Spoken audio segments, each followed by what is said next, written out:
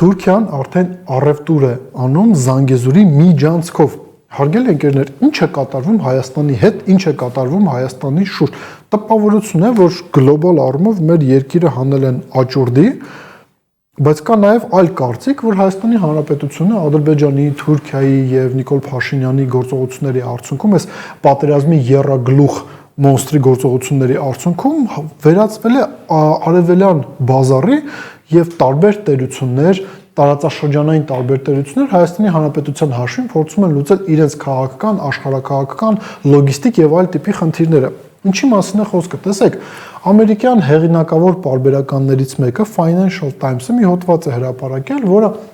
մեզ վերաբերելիք մասով հետևյալի մասին է, որ ելներով Իրանի դեմ պատերազմական գործողություններից թուրքական կողմը փորձում է առաջ քաշել այնպիսի տրանսպորտային լոգիստիկ ծրագրեր, որոնք Թուրքիան կդարձնեն կարևորագույն տարածաշրջանային տրանսպորտային հաբերից մեկը եւ իրենք փորձում են չափազանց մեծ կարևորություն տալ համոզել արևմտյան մեր գործընկերներին, որ միջին միջանցքը, որի մաս է կազմում թուրքական ձևակերպամբ Զանգեզուրի միջանցքը, կարող է լինել Հորմուզի նեղոցի այլընտրանք։ Մոտ հասկացեք, հա տեսեք, Հայաստանի Հանրապետության տարածքով անցնող կոմունիկացիայի վերաբերյալ թուրքական կողմը փորձում է ինչ-որ բանակցություններ վարել ամերիկյան կողմի հետ։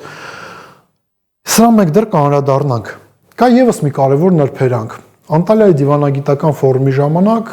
Թուրքիայի արտաքին գործերի նախարար Հական Ֆիդանը հերթական անգամ անդրադարձել է այսպես կոչված Զանգեզուրի միջանցքին եւ ընդգծել է Թուրքիայի համար այս նախագծի իրականացման կարևորությունը, ինչպես նաև նշել է, որ այո, Հայաստանի վրա, այսպես հա եկեք ձևակերպենք, փափուկ ճնշումները այս հարցի վերաբերյալ դեռ շարունակվելու են։ Այս մասը, որ ամփոփենք, նշենք հետևյալը. ինչ է ստացվում, հարգելի հեռուստատիտողներ, Նիկոլ Փաշինյանի ինքնիշխանությունը, որտեղ ինքը ամենաշատը հենց ինքնիշխանության մասին է խոսում, հանգեցրել է հետևյալին. առանց Հայաստանի Հանրապետության մասին բանակցություններ են վարվում։ Հայաստանի Հանրապետության տարածքների հաշվին փորձում են առևտրի մեջ մտնել արևմտյան որոշակի կենտրոնների երկրների հետ։ Սա է այն ինքնիշխանությունը, որի մասին փաստորեն Նիկոլ Փաշինյանը այսքան տարիներ խոսում է, եւ սա է այն խաղաղությունը, որը Նիկոլ Փաշինյանը բերել է։ Իդեպ խաղաղության մասին Թուրքիայում գտնվող Ալեն Սիմոնյանը նշել է հետևյալը, որ հայ-թուրքական հարաբերությունների կարգավորմանը խոչընդոտում է Ադրբեջանը։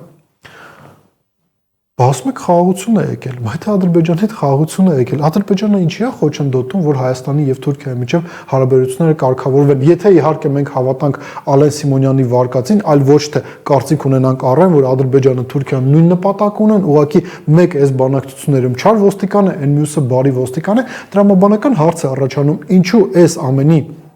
ինչու այս ամենի պարագայում Ադրբեջանը խոչընդոտում է Հայաստան-Թուրքիա հարաբերությունների կարգավորմանը։ Ընդգծենք նաև հետևյալը, տեսեք, ամեն դեպքում Նիկոլ Փաշինյանի ներկայիս մանդատի ավարտին շատ քիչ ժամանակ է մնացել եւ դեռ հարցական է, նա կկարողանա երկարաձգել իր մանդատը, թե չէ, բայց նույնիսկ այս պայմաններում, նույնիսկ այս պարագայում Ադրբեջանը եւ Թուրքիան փորձում են ոչ միայն ճնշումներ գործադրել Հայաստանի Հանրապետության վրա, այլ փորձում են Հայաստանի Հանրապետության տարածքի հաշվին արևմտյան իրենց գործընկերների հետ ինչ որ խնդիրներ լուծել։ Սա Թուրքիայի մասով, Ադրբեջանի մասով էլ Ադրբեջանը արդեն հասել է նրան, որ Հայաստանի Հանրապետության իշխանությունները պատրաստ են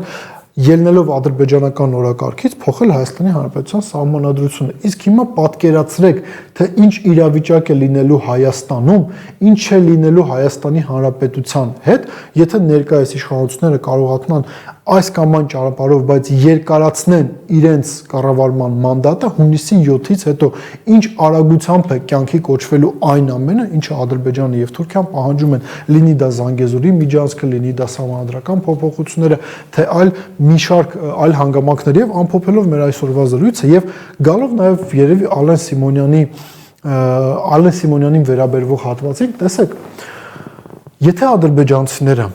իսկապես հայերի հետ մտադիր են համակեցություն ունենալ մեր տարածաշրջանում, նույնիսկ մի կողմ ենք թողնում այն հանգամանքը, որ իրենք չպետք է խոչընդոտեն հայ-թուրքական հարաբերությունների կարգավորմանը, կրկին ասենք, եթե իհարկե մենք այն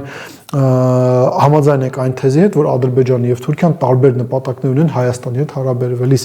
Ադրբեջանը, եթե ինքը ուզում է Հայաստանի Հանրապետության հետ համակեցություն հաստատել, ադրբեջանցիները չէին ոչնչացնի հայկական հետքը օկուպացված Արցախի հանրապետությունում։ Չէ՞ որ դու նշում ես, որ եկել է խաղաղության դարաշրջանը, այդ պայմաններում ինչու են իրենք շարունակում ոչնչացնել պատմամշակութային